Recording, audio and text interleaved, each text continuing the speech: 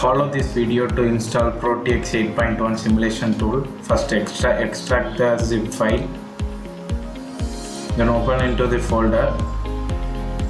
There are two steps. Step 1 before installation, step 2 after installation. Open the step 1 folder and execute the executable file.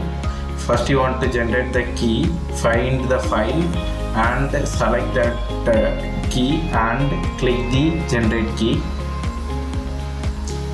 Now you can give install and then close, and open the executable file and give next, and agree the license and next, and give next and give next, and click the check boxes and give next, and copy paste this particular path into the below path and give next. Next, keep it as selected recipes. Next, install.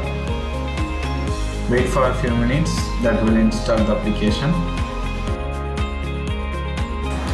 Now the installation is done. Give yes and close this window, and you can open the software now, but there is no any crack like icons or text in there.